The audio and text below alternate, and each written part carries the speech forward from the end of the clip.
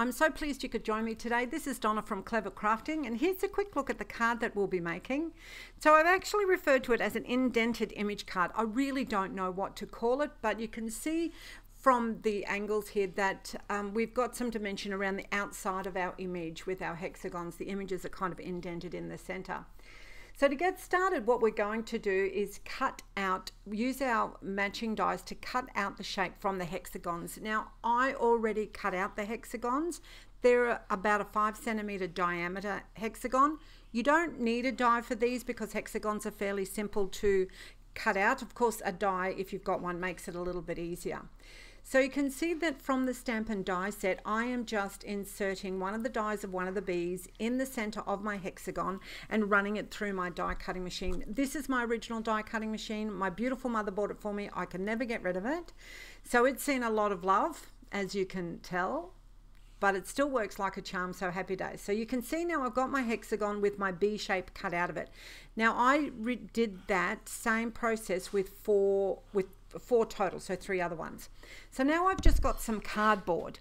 Now this is just packing cardboard, you know, like it's from the outside of an appliance box, or actually a motherboard box. My husband repairs computers, and I have cut them into squares. They're about 1 3/4 inches square, I guess, probably 4 centimeters, and I am running them through my die machine and cutting out all of the 4 bee shapes. So I've kept this in because it didn't cut the first time. So what I did is I've taken my top 2 plates out that's got my dies and my cardboard in between, turned it over and run it through again, and now they come out. Well, you know, they need a little bit of help at some areas, but it's going in the background, so that's fine. So there's my bee shape. Now you're probably wondering why I didn't cut these the hexagonal shape. The reason being is that I'm actually going to trim these down to be behind the hexagons, and sometimes it's just really tricky to line everything up perfectly. So as I'm going to cut this down, it's going to be a little bit smaller. I felt that it wasn't really necessary, and I found it a lot easier to work it this way. So I'm just popping some glue on the back of this. Way too much glue. Do you know, I watch it anyway. I can't go down that path again. I just use way too much glue. You do not need to use this much glue. Anyone would think I've got shares in a glue factory or something, I don't know. But you can see that what I've done is I've popped that on the back of the hexagon, and I am lining that up over the die cut from the square, the cardboard that's going behind, which is going to give it dimension. I then grab scissors and I cut it up so you can't see it. You will see me doing that in a moment. I'm just lining it up, making sure that everything's perfect, because, you know, you have to have it perfect. I just want to tell you, this is not the way to do it. I was cutting this and realized, you know, this is quite painful, and you risk cutting the edge of your hexagon, which means it would make it uneven. So a much better way of doing this is what I do next, and that is I take my hexagon. So this is my next one. He hasn't been glued down. I'm holding him into place, and I'm drawing lines around the outside edge of that piece of cardboard with a pencil. You'll see that in a moment. And then I'm going to trim it to be smaller than my colored piece of cardstock. So when I'm trimming this, I'm making sure I'm cutting off the pencil line totally. So I'm cutting inside the pencil line because I need it to be a little bit smaller than the hexagon that's going on top, so we don't see it. Of course, it's going to be perfectly lined up in the center, that's fine, but the outer edges, we just want it trimmed off a little bit. The glue is also very good to use here because it gives you plenty of wriggle room. So this here is the images that I have pre-stamped and colored in. And I'm going to pop these behind our frame. So I did the same thing to all 4 frames. You can see that they're all done and completed there. I don't need to cut this bee out perfectly. I can just really rough cut. This is a massive rough cut. In actual fact, it's better to do this because once again, it's easier to line up, and you don't have to worry about it not fitting into the cutout perfectly because we're just sitting it on top. So you can see there, this time, because of the depth and it's only a tiny little bit, I'm holding that bee in place underneath my frame, and I am just going to trim it off. So it hasn't been glued, I'm just trimming it off, and then I will glue it in. So I just want to talk briefly about my stamped images there that you can see I've coloured in. When I first get a stamp and die set, I will stamp out a heap of them, probably 8-10 pages of those of the images, and I have started doing that with black Versamark and black VersaFine, I think it is actually, sorry, and clear embossing powder, so I can use any medium on it that I like, and then I sit and colour them all in. Now I found that this achieves two things for me. First of all, I tend to come up with some great ideas while I'm doing that, and the other thing is that I use my die really well, and I've got everything ready to go. So you can see that once again I popped some glue on that, and I'm moving it. It gives me the wriggle room to move it around and line it up, and that's beautiful. I will do the same with the other three that I've got sitting there. You don't need to see me do that again. So this is the stencil that also came in this month's kit, and it's a beehive obviously, and this time instead of using inks and dabbing through it to give it some color on the background, I wanted a bit of texture, so I'm using texture paste or modeling paste. Now this modeling paste that I'm using I got from Aldi. It was cheap as chips. It's nothing fancy. So you could try the $2 stores or, you know, all sorts of places to get some model paste.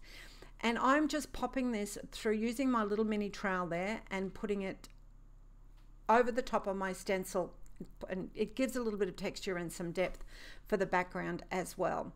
So you don't need to see me do all of that because I'm literally just scraping a nice light layer over it. If you don't have a little trowel, by the way, you can use a old credit card or an old gift card.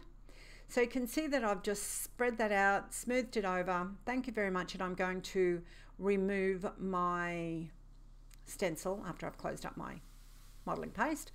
I'm going to remove my stencil from it. All right. Beautiful. Some of it leaked through, but you know, I'm happy with that. Just a hint, I'd be washing all of that straight away to save you some pain from the future.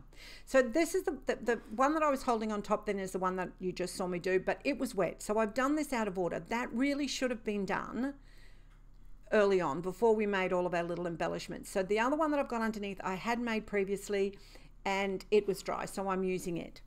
So we're now at the fun part of our card where we just get to lay everything out and put it all together. It's a little bit like cooking something amazing. You get all of your ingredients out first, make sure they're all weighed and measured, and then you get the fun part of putting it all together. So all right, so I've got that laid out how I want it, and I am just going to pop some glue on the back of all of these and stick them on my card front. There's no reason why you can't use double-sided tape if you prefer at this point. I like to use the glue. It's nice and solid, particularly over the texture paste, but once again, it's really optional and it depends on what you've got in your stash to use. You can see where I'm going with all of this, so I don't need you to see all of that or go to sleep while you're watching me do it, because that would not be a good thing. So I will complete those. What I did off camera is I cut out the happy birthday, which came in the packaging. You can see the packaging at the side there in the kit. So I like to make sure that we get use out of everything. And what I also did is I stuck it on a little piece of that pink. So that's the same pink that I used in one of the hexagon frames, the one right at the very top. And just to give me a tiny little border around the outside. I'm using long scissors for this. I'm practicing with my long scissors. I don't look too closely at this. In fact, I don't even think I'll give you a close-up photo at the end of this because it's not real straight, but I am getting better. So as the old saying goes, practice does make perfect. That will just go there on the front of my card. I'll just grab a little bit of glue and pop that on.